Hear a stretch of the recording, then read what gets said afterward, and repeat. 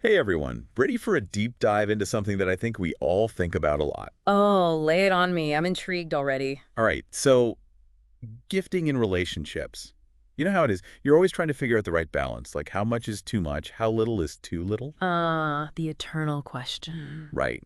And we found this really interesting podcast episode that dives into this whole topic. Cool. So what stood out to you? Well, first off, they don't just talk about how often to give gifts, but like the bigger picture. Okay, I like where this is going. Yeah, it's about the why behind gifting and how to make those gifts really meaningful. I'm all ears. So get this. They even talk about how gifts can build anticipation in a relationship. Well, that's interesting. I never thought of it that way. Right. So let's dig in. Let's do it. I think what really struck me was how the episode kind of reframes what gifting is all about. It goes beyond just the stuff. Yeah, I can see that. They talk about how gifts are actually these powerful symbols of love and appreciation.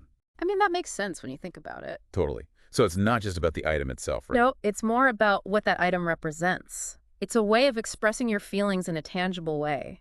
And for the person receiving the gift, it can bring up all sorts of positive emotions like joy, security, that feeling of being valued. Oh, all the good feels. Exactly. It creates this positive feedback loop, which ultimately strengthens the bond between you two.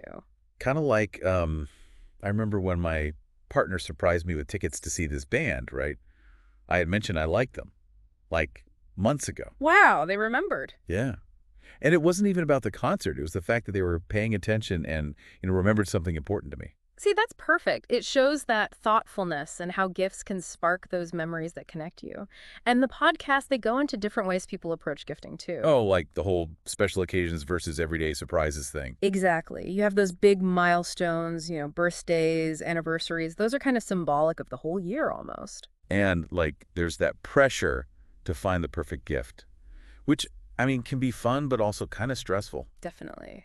Then there's the smaller stuff. You know, those random surprises? Just because?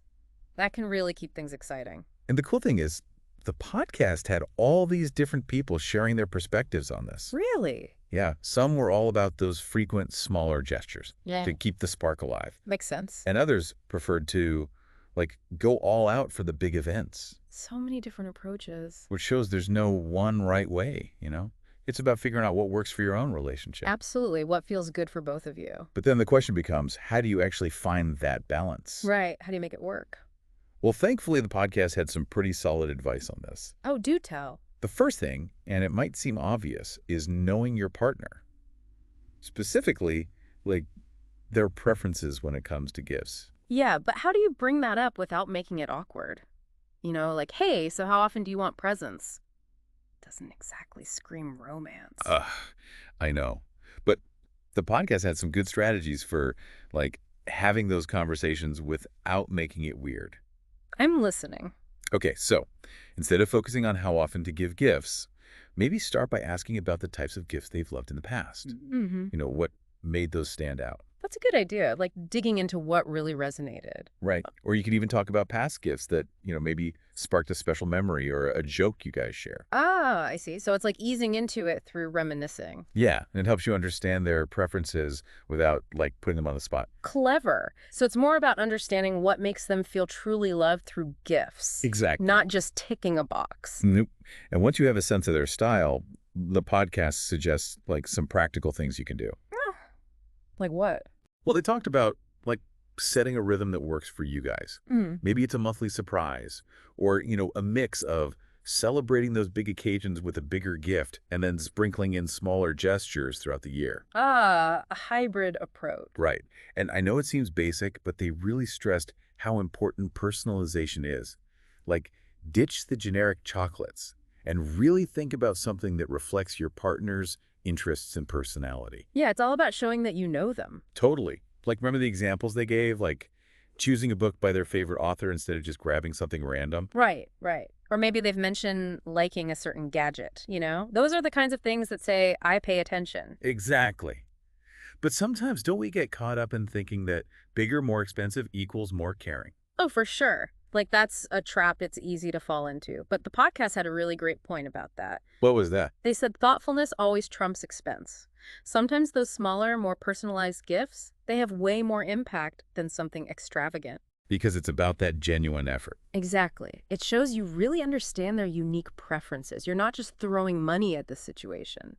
It makes you think about all those little things that can mean so much. I'm actually remembering I was remembering this time when my partner, they made me this care package when I was sick. Ah, that's sweet.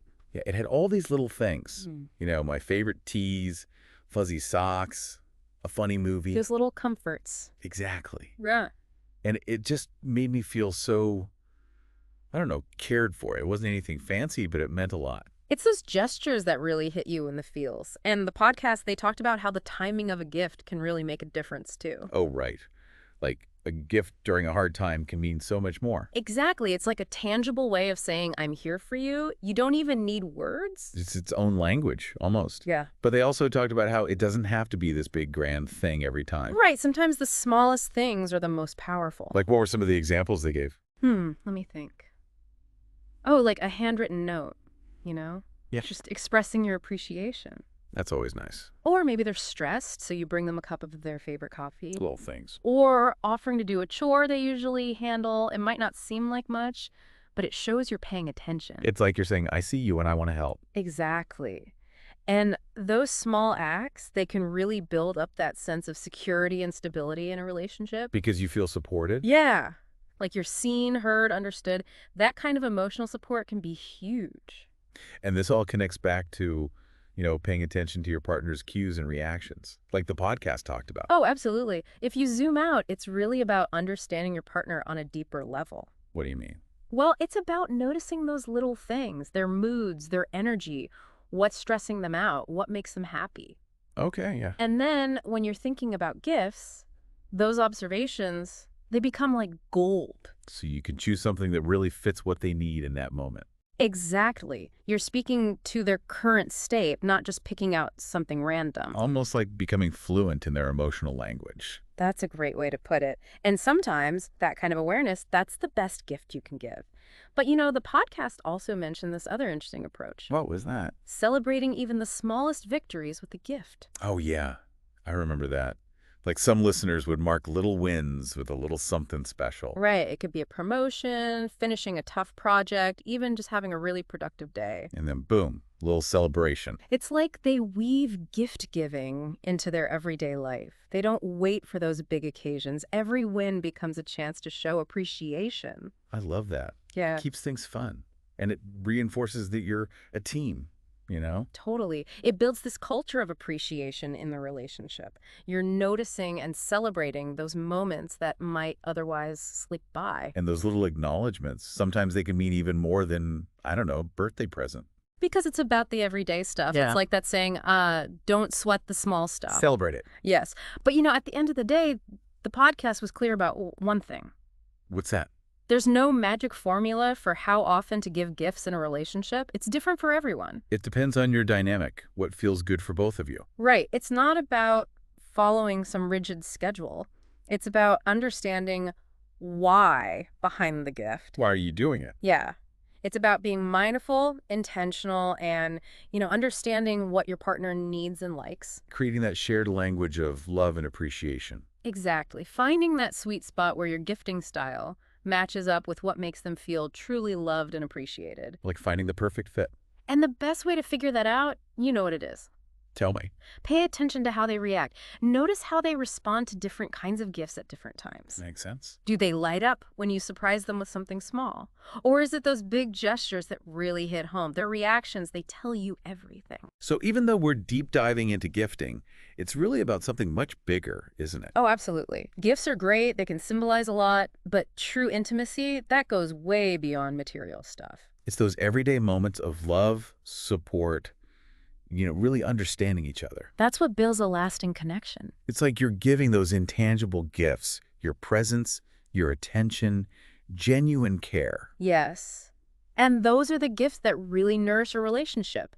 And you know what? Think about this. What if every interaction you had with your partner was like giving a gift. Oh, I like that. Not a physical gift, but a gift of your time, your energy, really being present. Wow, Bring yeah. that same level of thoughtfulness and intention to every interaction. So, like, what would that look like? It could be as simple as really listening when they're talking, or offering to help when they're feeling overwhelmed. Or just expressing gratitude for those little things they do.